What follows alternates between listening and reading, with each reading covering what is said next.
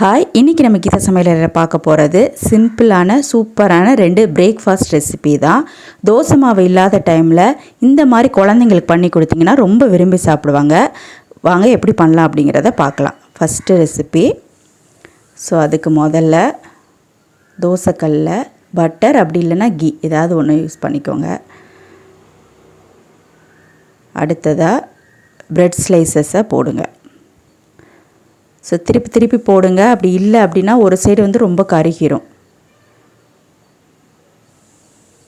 உங்ககிட்ட டோஸ்டர் இருந்ததுன்னா அதில் டோஸ்ட் பண்ணிடுங்க. ஸோ இதிலே வந்து ஈஸியாக பண்ணிடலாம். ஸோ இந்த மாதிரி சுற்றி பட்டர் வந்து அப்ளை பண்ணிக்கோங்க.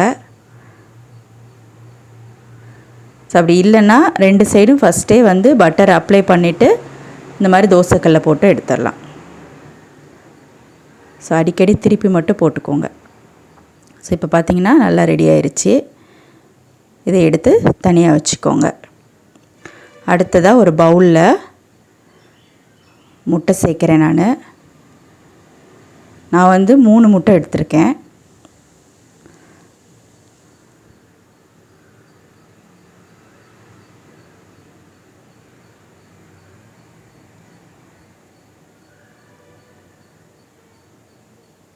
அவ்வளோதான், 3 முட்டை சேர்த்தாச்சு.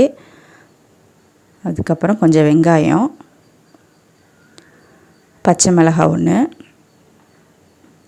அடுத்து துருவின கேரட், நீங்கள் எந்த வெஜிடபிளாக இருந்தாலும் சேர்த்துக்கலாம். கொஞ்சம் உப்பு, மஞ்சள் தூள், அடுத்து கரம் மசாலா கொஞ்சம், கடைசியாக கொஞ்சம் பெப்பர் பவுடர். ஸோ எல்லாம் போட்டாச்சு. நல்லா மிக்ஸ் பண்ணுங்கள். கேரட் தான் சேர்க்கணும் அப்படின்னு கிடையாது. நீங்கள் வந்து பீன்ஸ் இருந்ததுன்னா கூட இதோட சேர்த்து குட்டி குட்டியாக கட் பண்ணி கூட சேர்த்துக்கலாம். ஹெல்த்தியானது தான். இப்போ நல்லா மிக்ஸ் பண்ணி எடுத்து வச்சுக்கோங்க. ஸோ அடுத்து தோசைக்கல்ல நல்லா ஹீட் பண்ணிவிட்டு ஸோ அதுலேருந்து ஒரு கரண்டி மட்டும் எடுத்து குட்டியாக ஊற்றினா போதும். ரொம்ப பெருசாக போடணும்னு கிடையாது. சுற்றி ஆயில் சேர்த்துக்கோங்க. ஸோ இப்போ ஒரு சைடு நல்லா வெந்துருச்சு, திருப்பி போட்டுடலாம்.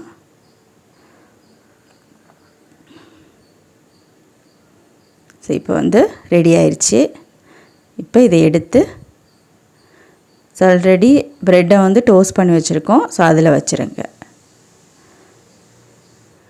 செகண்ட் ப்ரெட்டை வந்து மேலே வச்சு சைடில் இருக்கிறத அப்படியே கூட நீங்கள் சாப்பிட்லாம். அப்படி இல்லை குழந்தைங்களுக்கு கொடுக்குறீங்கன்னா இந்த மாதிரி கட் பண்ணி கொடுத்தீங்கன்னா கீழே சிந்தாமல் சாப்பிடுவாங்க.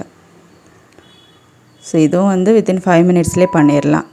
அடுத்து செகண்ட் ரெசிபி என்ன அப்படிங்கிறத பார்க்கலாம். ஸோ இதுக்கும் ஆல்ரெடி டோஸ்ட் பண்ணி வச்சுருந்தோம் பார்த்தீங்களா. ஸோ அந்த ப்ரெட்டை ஒன்று எடுத்துகிட்டு நான் வந்து பீனட் பட்டர் வந்து அப்ளை பண்ணியிருக்கேன். நீங்கள் வந்து ஜாம் கூட சேர்த்துக்கலாம். பீனட் பட்டர் அப்படிங்கிறப்போ கொஞ்சம் ஹெல்த்தி, அதனால் வந்து நான் வந்து பட்டர் அப்ளை பண்ணுறேன்.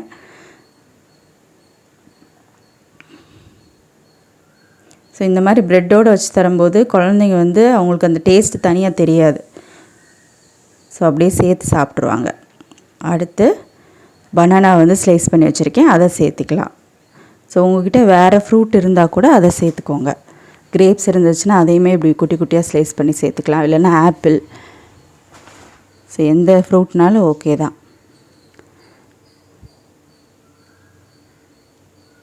இப்போது எல்லாமே வச்சாச்சு.